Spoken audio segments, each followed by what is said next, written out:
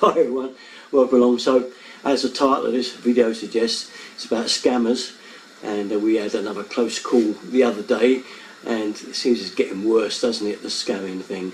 This one concerned the postal service.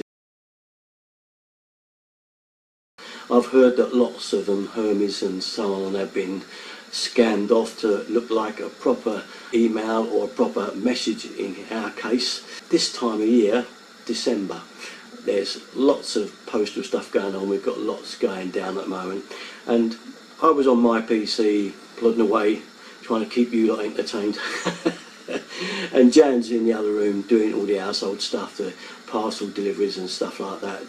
This time of year is quite a lot, isn't it, with Christmas? So anyway, up pops a message to say that a parcel was attempted delivery and no one was here to collect it. So the alarm bells should have gone straight away, because we was in at the time when the parcel was supposed to be delivered. Yeah, this is what we normally get when our DBT man turns up. Mo getting it stick. You always let us know when we've got a delivery, don't you? We're not going to get caught out, are we? Now, I know some companies do use a soft sponge and then make a runner, but no, most of them have been pretty good. They just leave it nowadays, don't they, in a porch or whatever. So anyway, obviously there was nothing out there. The other clue should have been that normally you would get a little slip through the door to say parcel tried to be delivered, and no one was in.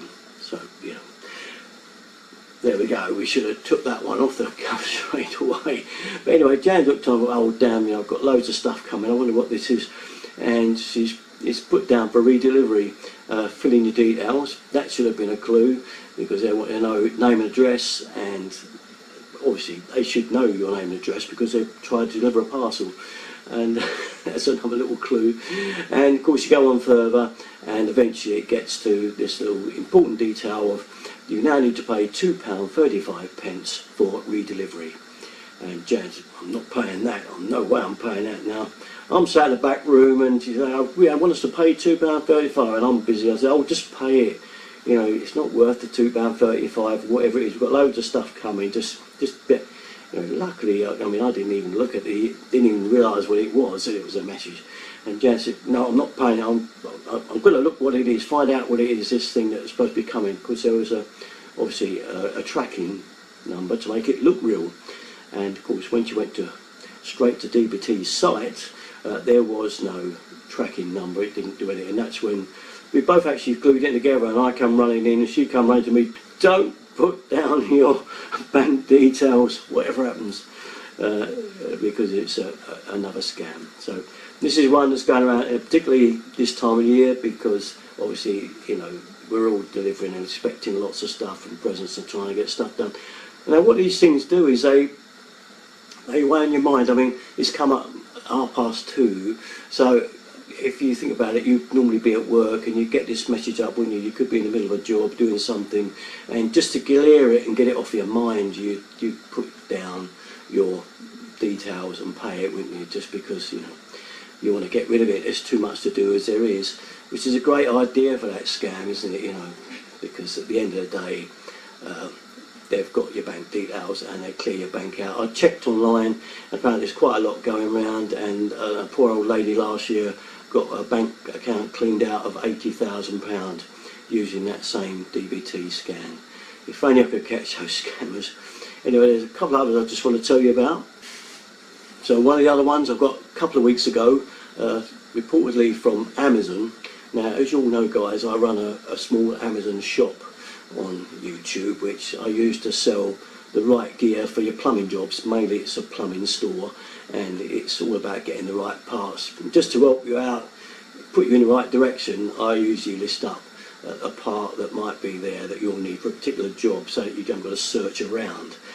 Anyway, obviously this meant that people realised I had a shop, and the scammers realised, and what they did a crafty thing really, because at the end of every month I get 5% of everything you buy. It doesn't matter what you buy. You could buy anything, nothing to do related to plumbing, still get 5% as long as you went through my shop store.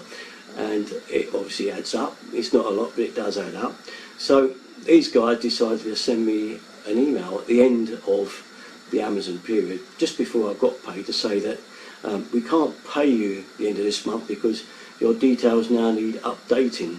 So please log back on and update your security details. You can say about bank accounts, because that would have alerted me straight away. Now, I went to go on, I looked at it, and I almost, it said sign on, sign back on, sign in. I thought, well, I haven't had to sign in Amazon for a long time.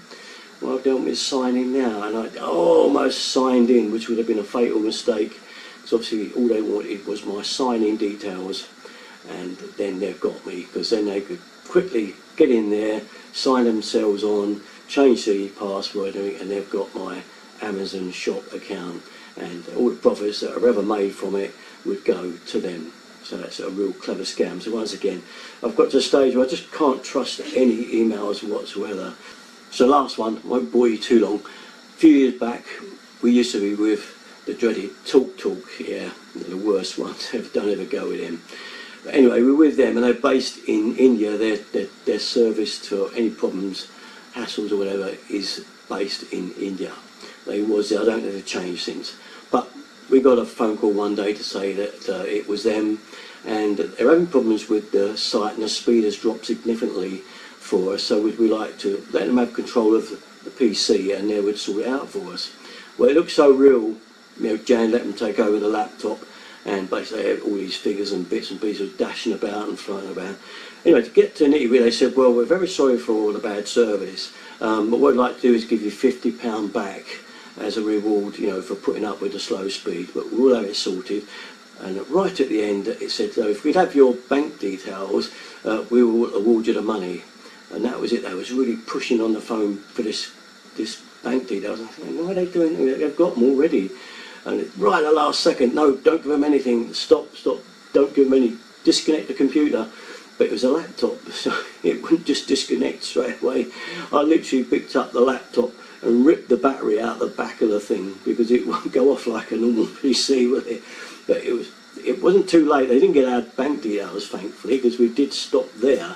But what they did do was, to make up for it, was actually crucify the PC with viruses and everything else. It absolutely wrecked this PC, and that was the very first time that we got very nearly scammed. So we've had 3 close calls, so I want you to let me know what yours were, what you know about, so that other people on here, on YouTube, can know about what it's about and what to be wary of. I'm sure you've all got terrible, horrible, horror stories to tell us all.